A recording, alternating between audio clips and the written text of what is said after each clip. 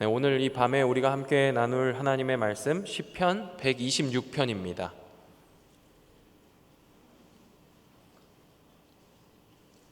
시편 126편 구약성경 898페이지에 있습니다.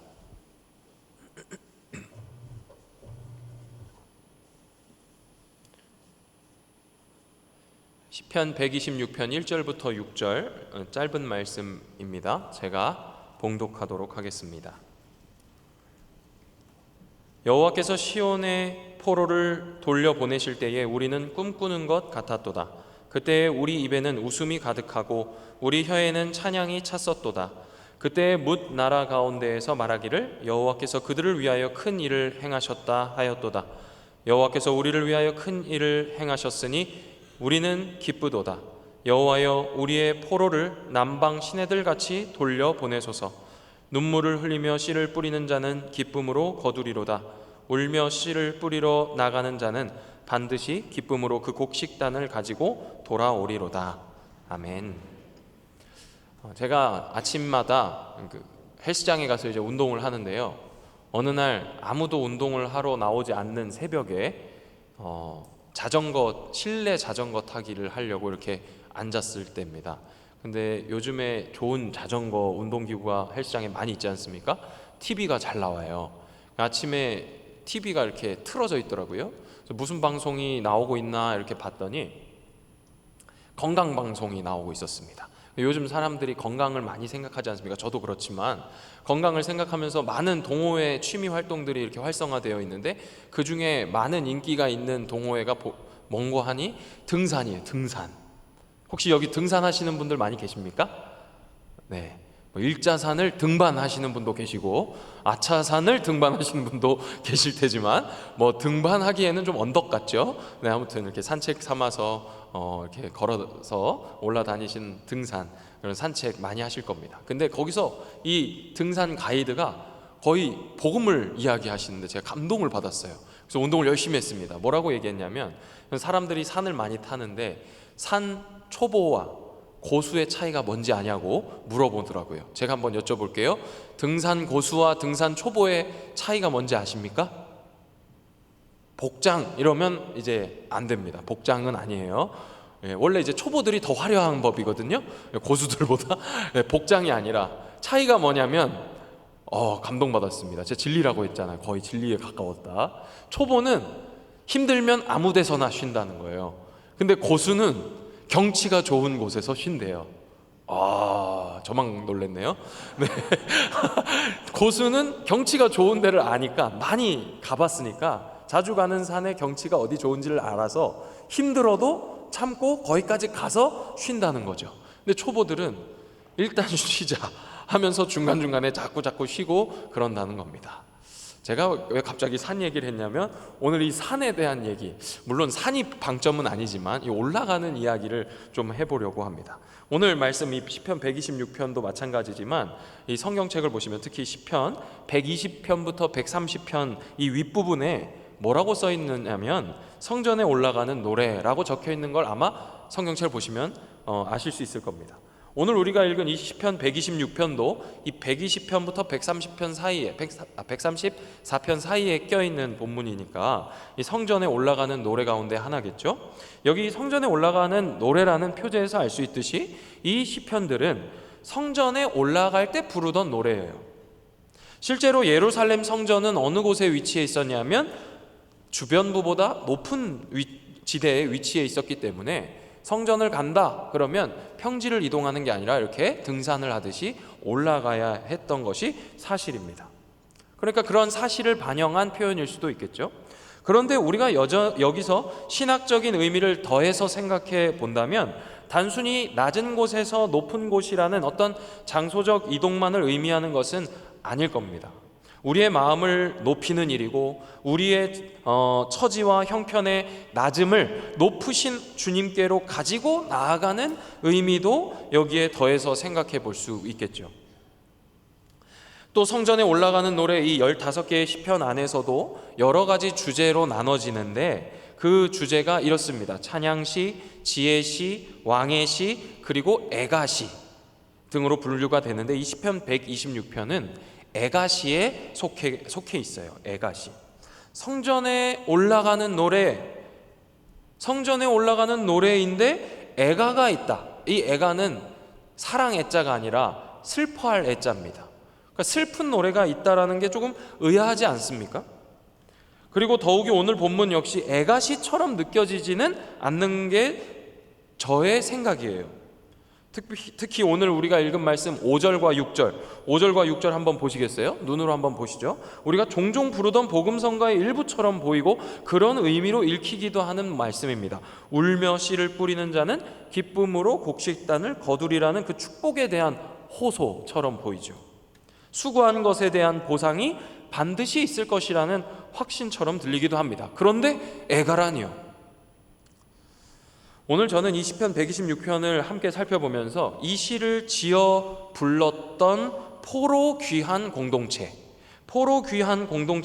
그 심정을 좀 이해해 보면서 우리의 상황과 그들의 상황 사이에 접촉점은 무엇인지 생각해 보려고 합니다. 그리고 좀 더 나아가서 오늘 우리가 올라가야 될 산, 진짜 노래하며 올라가야 하는 그 하나님 나라를 위한 교회의 사명이 무엇이고 또 우리는 그 교회로서 우리 각자는 무슨 일을 해야 하는지 결단해보는 그런 기도의 시간이 될 수 있기를 소망합니다.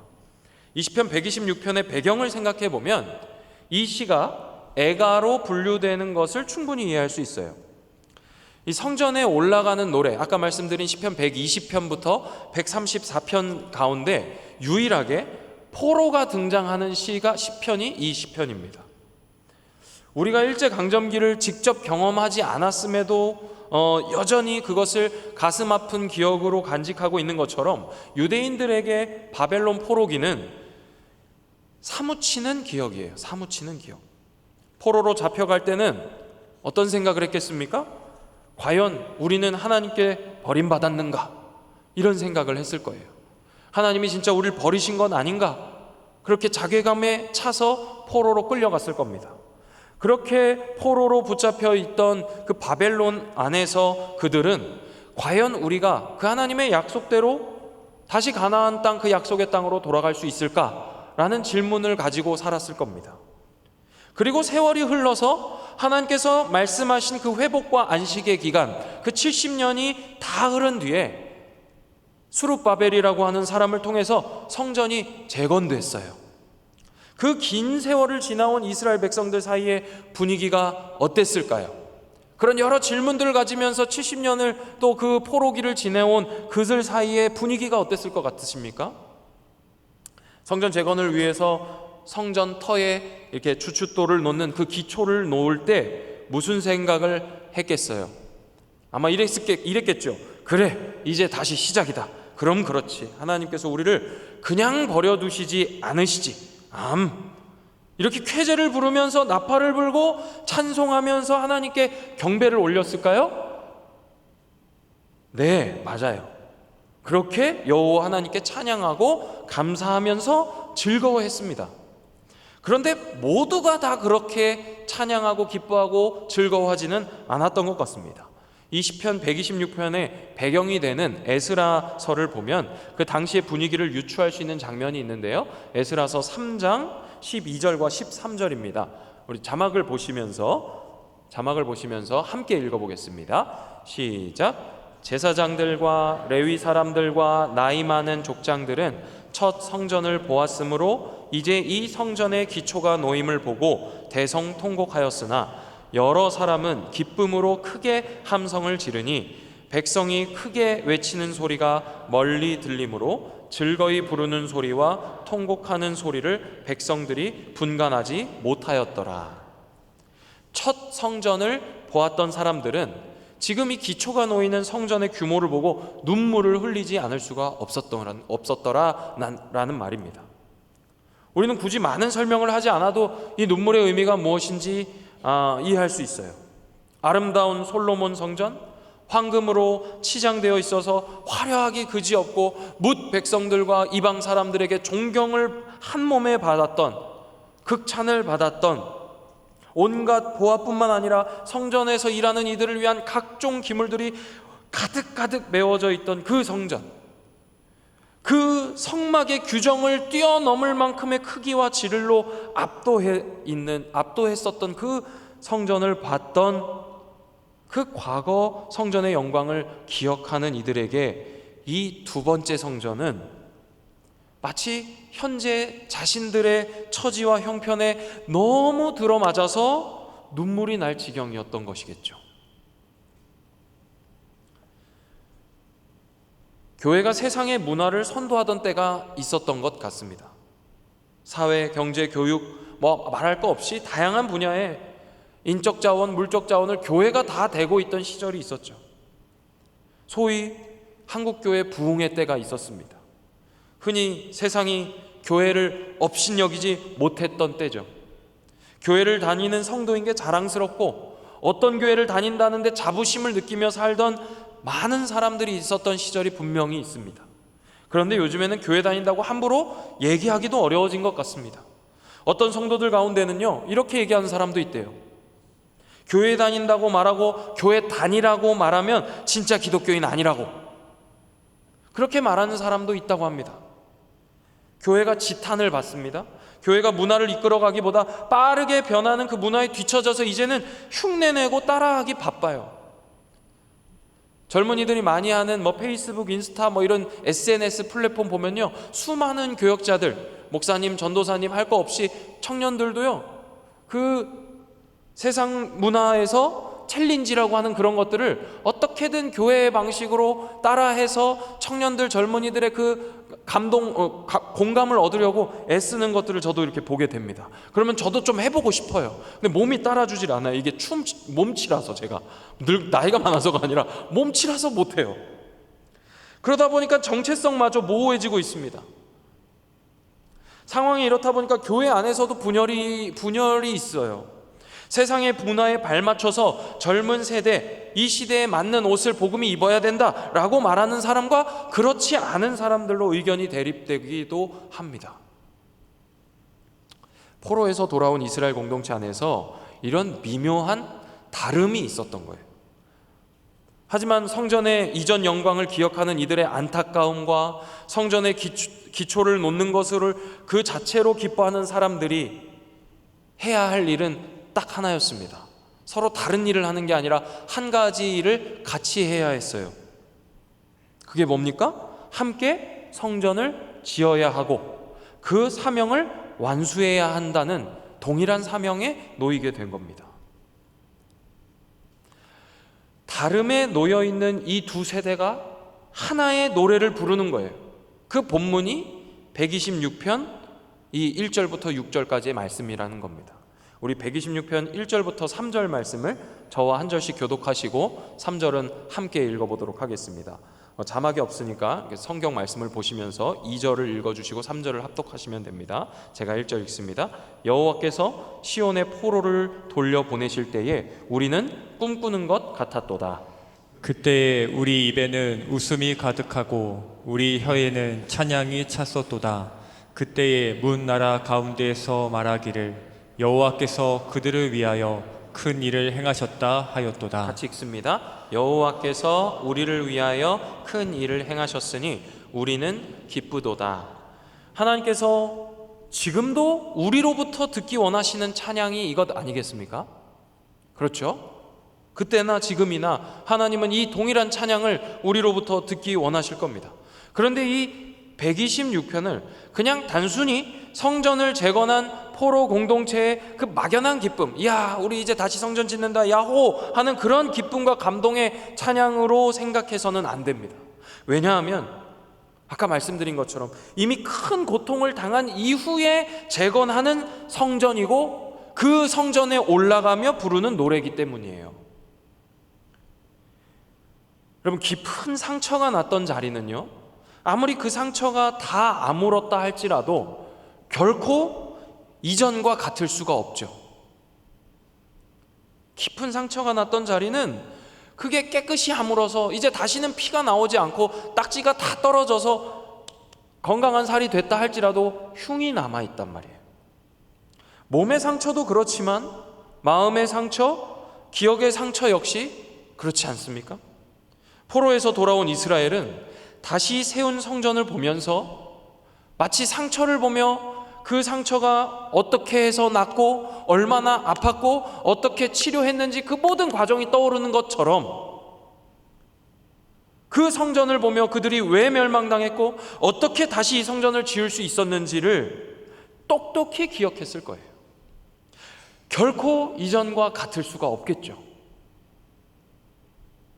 이 노래의 진정한 의미는 바로 거기 있는 겁니다. 포로에서 우리를 돌려보내신 하나님께 감사하고 있어요. 그리고 강물이 북에서 남으로 흘러내려오는 것이 자연의 이치인 것처럼 거침없이 흘러오듯이 여전히 저 북방의 포로로 잡혀있는 그들이 바벨론에서 남쪽 가나안 땅까지 돌아오기를 소망하면서 노래 부르고 있는 겁니다. 막연한 기대와 소망을 부르짖는 노래가 아니에요.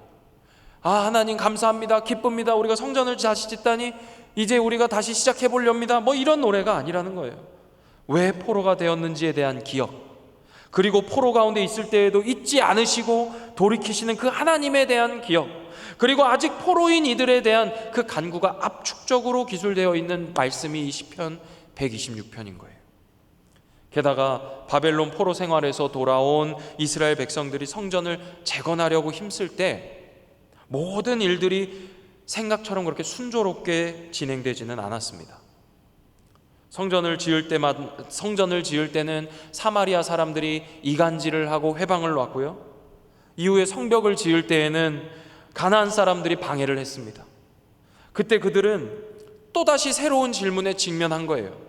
하나님이 우리를 여기에 인도하신 줄 알았는데 과연 이 성전이, 이 성벽이 다시 완공될 수 있을까 하는 그 의구심에 휩싸인 거예요. 그리고 무려 16년 동안 성전 재건이 중단됩니다.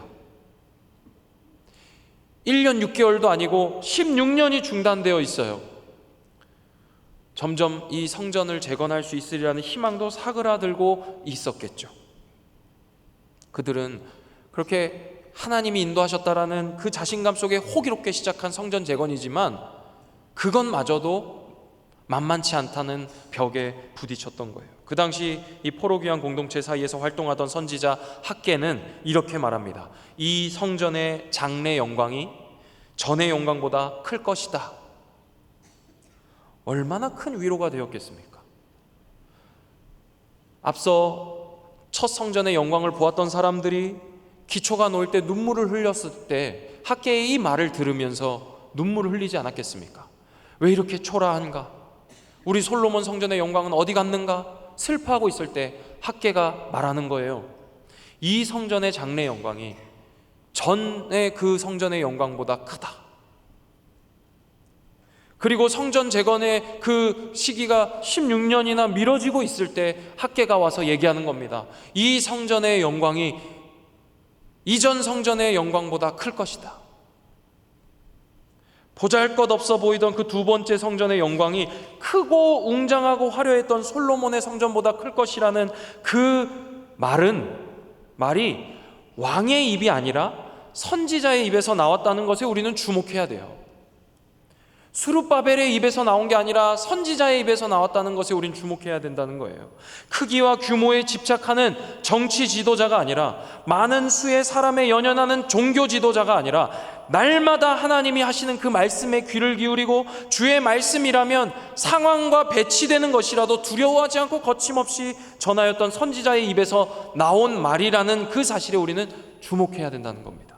학개 선지자가 말하는 이 성전의 영광이 솔로몬의 성전이 취했던 그 영광보다 클 것이다 라는 것은, 우리가 솔로몬 성전이 가지고 있던 그 빛나고 화려한 그 찬란했던 크기와 규모와는 질적으로 다른 영광이라는 걸 우리는 알고 있습니다.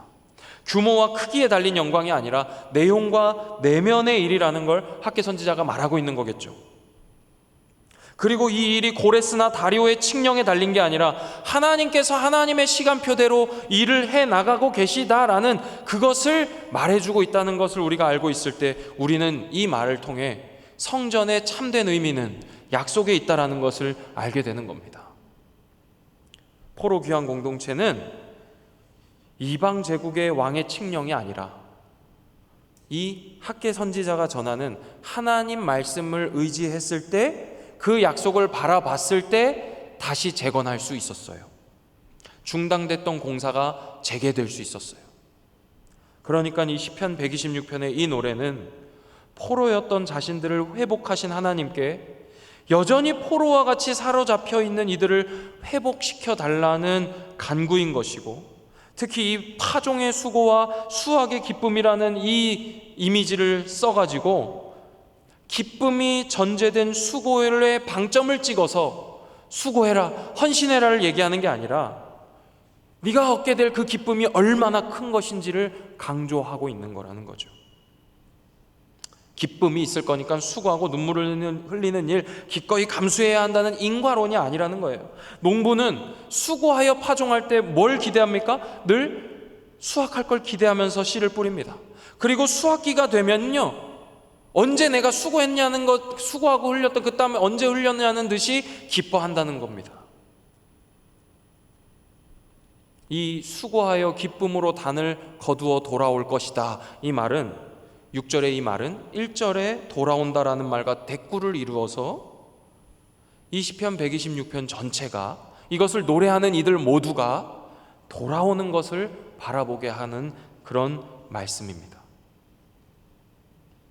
우리가 예배의 자리에 나오는 일, 우리가 예배자로 살아가는 일은 모두 중요해요. 예배의 자리에 나와서 함께 이렇게 예배하는 것은 물론이고, 예배 드리는 그 성도로서 일상을 사는 일은 동일한 수준에서 중요하게 여기고 이해해야 된다는 말이에요. 그렇기 때문에 우리가 교회에 나올 때나 예배 후 교회당을 떠날 때 모두 우리는 어떤 심정과 태도를 갖출 수 있어야 되느냐?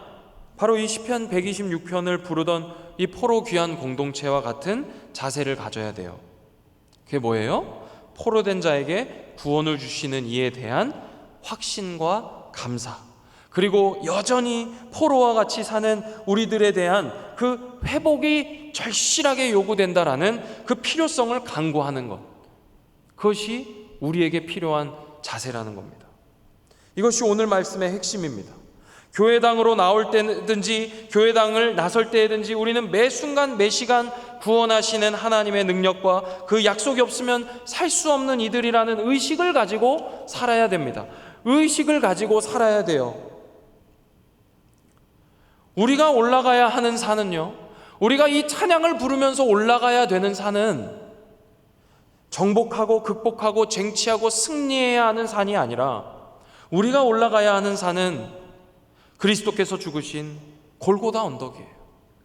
우리가 올라가야 하는 산은 세상을 이겨서 세상이 우리를 우러러 볼 수 있도록 차지해야 할 바벨탑이 아니라 고요히 순종하며 결박당한 채 제단 위에 올라간 그 어린 양이 누워있는 그 제단이 놓여있던 모리아 산이에요.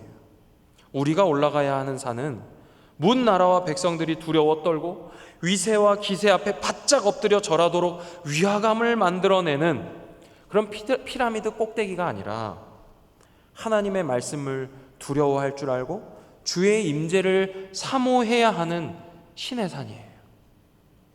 우리가 올라가야 하는 산은 수많은 사람들이 나를 다 등지고 돌아서서 내 편이라고는 아무도 남아있지 않은 그런 상황에 오직 하나님 한 분 의지해서 올라가야 하는 갈멜산이고, 죽음이더라도 주님이 나에게 말씀하시고 요구하시는 일이라면 순종하여 겸허히 죽음을 받아들일 수 있는 느보산이라는 거예요. 전 세계적으로 상당히 유명한 찬양팀의 그 이름과 동일한 호주의 한 교회가 여러 비위 문제로 구설수에 오르내리고 있습니다. 물론 2020년부터 진행되어 온 일이기 때문에 그렇게 새로운 일은 아닙니다. 작년에는 한 미디어 콘텐츠 제작 업체에서 이 교회의 비밀에 대해서 다큐멘터리를 제작해가지고 제공하면서 전 세계적으로 이 교회에 대한 비리 폭로가 다뤄졌어요. 이 교회의 설립자 목사님은 시작부터 교회를 설립했던 당시 때부터 교회의 7대 사역으로 다음과 같은 영역을 설정해 놨다고 합니다. 7가지인데 이래요. 종교, 가족, 교육, 예술과 문화, 사업, 미디어, 정부. 이렇게 7개 영역을 그들은 교회가 넘어야 하는 산, 교회가 정복해야 하는 산이라고 부르면서 하나씩 정복해 나가고 있었다는 거예요. 그래서 각 영역으로 교회가 들어가서 영향력을 행사해서 세상이 교회를 무시하지 못하게 만들어가지고 교회가 그들의 동경의 대상이 되도록 하는 것이 그 교회의 목표였다는 겁니다. 그러다 보니 이 다큐멘터리에서 지적하는 건 이 교회가 각종 기업과 정치인들에게 로비를 하고 대통령에게 연주를 대고 뭐 그랬다는 이야기가 이 다큐멘터리에서 다뤄지는 거예요.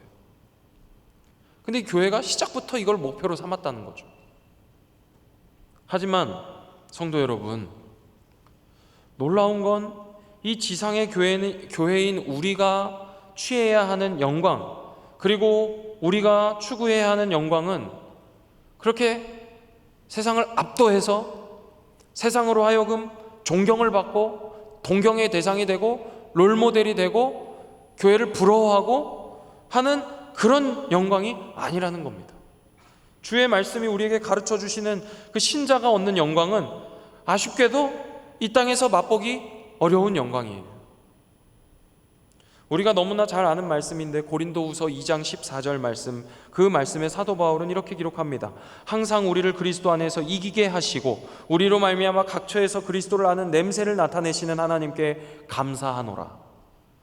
우리를 그리스도 안에서 이기게 하시고 우리로 말미암아 각처에서 그리스도를 아는 냄새를 나타내시는 하나님께 감사하노라. 이 말씀만 보면 그렇지, 그리스도 안에 있으면 능치 못할 일이 없지, 항상 이기지. 그래서 세상이 우리가 가는 곳곳마다 우리의 냄새를 맡고 부러워하지 라고 생각할 수 있는데, 새번역 성경은 조금 다르게 번역했습니다. 우리 자막을 보시고 함께 읽어보겠습니다. 시작. 그리스도의 개선 행렬에 언제나 우리를 참가시키시고 그리스도를 아는 지식의 향기를 어디에서나 우리를 통하여 풍기게 하시는 하나님께 감사를 드립니다. 네, 여기 이 항상 이기게 하신다, 개역 개정 성경에는 항상 이기게 하신다라고 되어 있는 말이 새번역 성경에는 개선 행렬에 참여시키신다라고 번역되어 있어요. 잠깐 자막을 한 번 더 띄워주시면 우리 성도님들이 보실 수 있을 것 같습니다. 첫 번째 줄에 보니까 그러나 그리스도의 개선 행렬에 참여시키신다. 개선 행렬이 당시에 어떤 이미지였는지, 사도 바울이 왜 여기서 냄새라는 말을 썼는지 우리가 조금 생각해 볼 필요가 있습니다. 당시 로마 제국은 전국 방방 곳곳이 다 전쟁터였습니다. 그래서 전쟁이 있었던 곳에서 승리하고 돌아오는 장수와 군인들의 개선 행렬이 곳곳에서 이루어졌다고 해요. 그리고 전쟁에서 돌아올 때 이 개선 행진이 펼쳐지는데, 기록에 따르면 개선 행진을 할 때에도 다 그 행렬엔 순서가 있었다고 합니다. 가장 앞장서서 등장하는 사람은 승리한 장군, 그 승리한 장군이 말을 타며 개선문에 가장 먼저 입성하고, 그 뒤를 따라서 승리한 병사들이 따라가고, 그 뒤를 따라서 포로된 자들이 쫓아가고, 그 뒤를 따라서 전리품이 매달려서 간다고 해요. 그렇게 승장과 전쟁에서 승리한 그 군인들이 의기양양하게 개선 행렬을 하고 있을 때, 그 개선 행렬을 맞이하기 위해 그 도시 전체는 향을 피웠다고 합니다. 그 특유의 그 향을 피워내면서 온 동네에 그 향이 진동을 했다고 해요. 그러니까 이미 향을 피우는 순간부터 승리하고 돌아오는 개선 행진이 오늘 있구나를 감지할 수 있게 되는 것이죠. 그렇다면 여러분 생각해 보세요. 이 행렬에서 가장 주목받는 사람은 누구겠습니까? 두말할 거 없이 그 화려한 행렬을 이끌고 가장 앞서서 말을 타고 들어오는 승장이겠죠. 그 다음 뒤따라오는 병사들의 수는 그 전쟁이 얼마나 치열했고 압도적이었는지를 알려줄 겁니다. 왜요? 많이 살아 돌아왔을 거니까요. 한두 명이 아니라 수십 명, 수백 명이 병사가 쫓아온다는 것은 상대국을 압도하는 전쟁의 승리였구나를 감지하게 할 겁니다. 그리고 그 포로의 숫자가 얼마나 많은지가 이 전쟁의 승리의 그 확실성과 완전성을 보여줄 겁니다. 그리고 전리품도 마찬가지겠죠. 그런데 이 14절에서 우리가 보았던 이 이기게 하신다는 말이 개선 행렬에 참여시킨다는 말, 개선 행렬에 참여시킨다는 말이라고 할 때 우리가 승리한 병사로 참여하는 걸까요? 결박된 포로로 참여하는 걸까요? 제가 이렇게 물어보는 건 당연히 후자기 때문이겠죠. 영어 성경을 보면 이런 의미를 더 강조하기 위해서 우리를 포로로, 노예로 개선 행렬에 참여시키신다라고 말을 덧붙여 놨어요. 사도 바울은 그리스도 안에서 우리를 항상 이기게 하신다라는 말을 하면서, 말을 여기 쓰면서 우리에게 뭘 가르쳐 주고 있는 것이냐면 우리를 압도하신, 우리를 정복하신 그 장수이신 예수 그리스도를 바라봐라 라는 포로로서 우리는 그 행렬에 참여한다 라고 얘기하고 있는 거예요. 전쟁에 승리하고 돌아오는 날, 나의 가장 앞에서 나를 압도하시고 정복하시고 승리하신 예수께서 승장되셔 개선 행렬의 선두에 가고 계실 때 포로로서 우리가 할 일은 무엇이겠습니까? 저분이 나를 정복하셨다. 저분이 나를 압도하셨다.